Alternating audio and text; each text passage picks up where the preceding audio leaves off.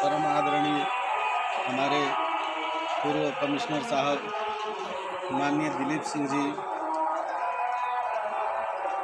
अनंत तिवारी जी, अरविंद कुमार जी, अजय शंकर तिवारी जी, इस सभा को जुटाने में सहयोग किए हैं रवि दुबे जी, उपस्थित सभी विद्वान ब्राह्मणगण एवं नौजवान वर्ग।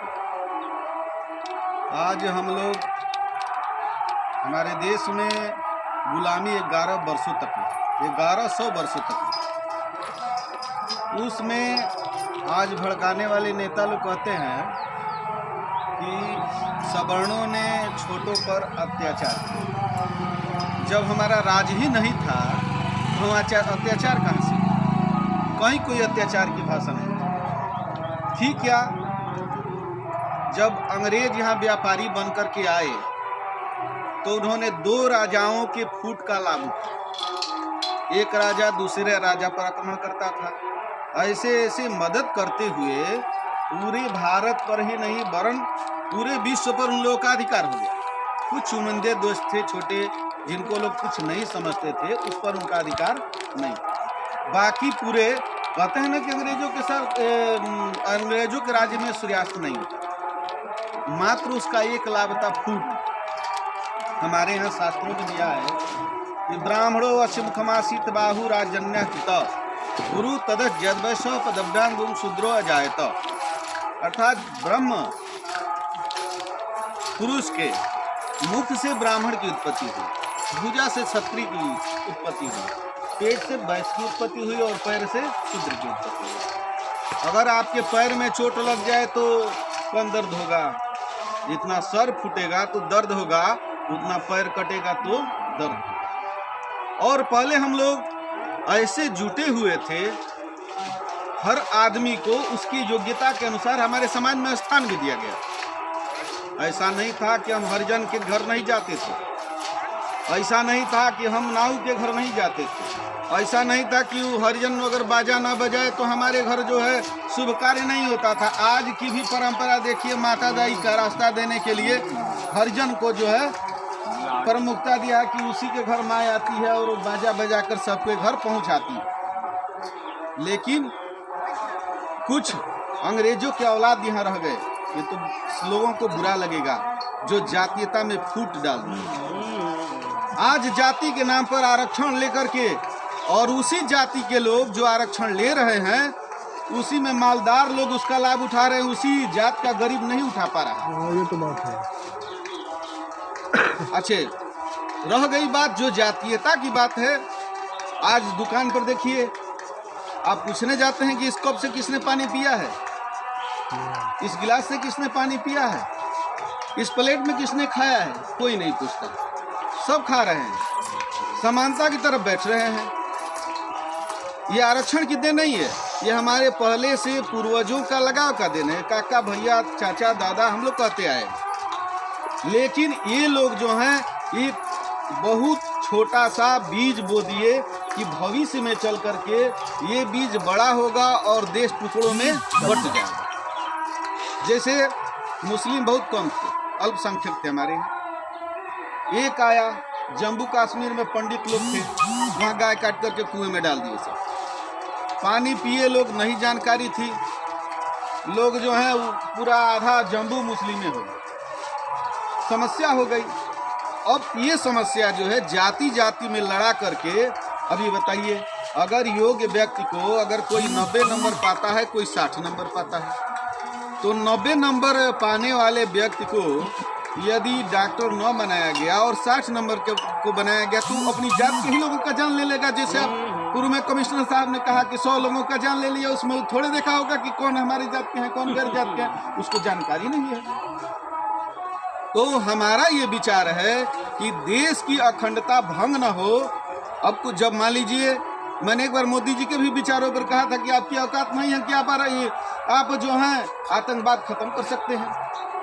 भाई, जहां 100 वाले को काम नहीं मिलेगा 40 वाला डॉक्टर बनेगा। पता चला कि फाइलेरिया की जगह मलेरिया का दवा दिया, मलेरिया की जगह फाइलेरिया का दवा दिया। पता चला तो लोग जाकर हॉस्पिटल फूंक देंगे। अब आप उसको घोषित करेंगे कि आतंकवादी है। घोषित होगा कि नहीं होगा? तो भाई हर व्यक्ति जो है हर जाति में गरीब है, हर जाति के गरीबों को आरक्षण दिया जाए, आर्थिक आधार पर आरक्षण दिया जाए, और यह नैतिक कर्तव्य हर जाति का है। मैं एक जाति का नाम लेकर नहीं कह रहा हूं कि नहीं पंडित जी को दे दिया जाए, जबकि पंडित जी लोगों को भी जाग जाना चाहिए इस बात पर, क्योंकि पंडित लोग अपनी सामर्थ्य भूल गए हैं। ये कवि ने लिखा कि पंडित जाई पताल छले बड़ी पंडित 60,000 को जारो, ब्राह्मण सुख समुद्र लियो एक ब्राह्मण ने जगमन सुजारो, ब्राह्मण लात हने हरि को एक ब्राह्मण ने छत्री दल मारो, अब ब्राह्मण से जनबर करो ही ब्राह्मण से परमेश्वर हारो। स्थिति क्या है इन पंडित जी लोगों की? बलिया में ऊंची मकान फीकी पकवान, बनारस में 50% मजदूरी पर, इलाहाबाद में 70% मजदूरी पर, और मद्रास में जाइए 90% लोग भोजन बना करके दूसरों का भोजन कर रहे हैं। और इनकी स्थिति है कांग्रेस पर है, कांग्रेस की सरकार बन गई, सपा में गए सपा की सरकार बन गई, बसपा में गए बसपा की सरकार बन गई, और जो आज बीजेपी में गए इनकी सरकार बन गई। तो मोदी जी इनको गिफ्ट में क्या दे दिए? मोदी जी का गिफ्ट देखिए, सुप्रीम कोर्ट ने दिया कि भाई कोई भी दो मान लीजिए अनुसूचित जाति और ब्राह्मण क्षत्रिय किसी से झगड़ा हो रहा है, बैकवर्डे झगड़ा हो रहा है, पहले उसका जांच होगा कि भाई गलती किस में है, झगड़ा हुआ है या नहीं हुआ है, तो उसके आधार पर मुकदमाएं लिखी जाएंगी। मोदी जी ने कहा कि नहीं, कुछ नहीं, सीधे जो है झगड़ा हुआ या नहीं हुआ इसकी जांच नहीं, पहले उनको जेल भेजा जाएगा जो अनुसूचित से उलझे। अब बताइए, जेल भेज दिए, कल के बाद इधर का एक गैंग बन जाए, उधर का एक गैंग बन जाए, तो गांव में आग लग जाएगी कि नहीं लग जाएगी? कोई बिना वजह अगर चला गया तो वहां आग लगेगी कि नहीं लगेगी? ये कोई भी नेता देने के लिए तैयार नहीं है, और आप लोग ब्राह्मण चुप बैठे हैं, जबकि हमारे पूर्वजों का इतिहास रहा है। भगवान हम लोग जिस क्षेत्र के हैं, परशुराम क्षेत्र और मनियर पड़ता है, और ये भृगु क्षेत्र के अंतर्गत पड़ता है। भृगु जी ने ये साबित कर दिया कि ब्राह्मण जो है स्वार्थ के लिए नहीं जीता, परमार्थ के लिए भगवान को भी लात मार देता है। लेकिन आप लोग जो हैं अभी कब जगेंगे मेरे समझ में नहीं आ रहा।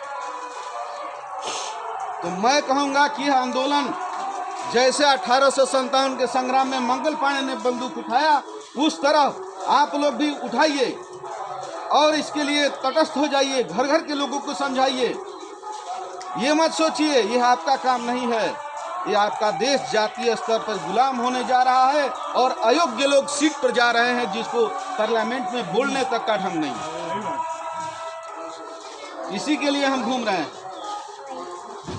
हमें कोई विधायकी लड़ने की आवश्यकता नहीं है, क्योंकि विधायकी उसके लिए है जो दाम आजकल की विधायकी जो लंबी गाड़ी से चलता है। लेकिन मैं बता रहा हूं कि जो समाज की सेवा नहीं करेगा, जो समाज से दूर रहेगा, वह नर नहीं है, पशु निरा है। इसलिए आप लोग जग जाइए और एक एक को बातों को ही समझाइए कि भाई नहीं, देखिए हर जाति का ये काम है। हम भोला ठाकुर के यहाँ बैठे थे, सेनानियों के जिलाध्यक्ष थे, उन्होंने कहा ठाकुर सिंह मंगल सिंह के पिताजी लड़े थे, सरजू प्रसाद सिंह शायद लड़े थे, और उनके खिलाफ में एक धोबी जात का लड़ा, दहारी धोबी। भोला ठाकुर बता रहे थे कि जब वहां गया तो उस जमाने में अंग्रेज उनको 2 लाख रुपया देते थे। तो उन्होंने कहा कि नहीं नहीं, लोग हमको जिता कर भेजे हैं, पैसा हम लेने नहीं आए हैं। उस समय भी चाटुकार थे अंग्रेजों के, जो अंग्रेजों के पक्ष से लड़ते थे, और उस समय भी एक दहारी आज का उदाहरण बना हुआ है। तो मैं हर जाति से आग्रह करूंगा कि ये जो वैमनस्यता फैल रही है, इसको समाप्त करने के लिए आप लोग एकजुट हो जाइए, और सरकार से मांग किया जाए कि आर्थिक आधार पर आरक्षण मिलना चाहिए।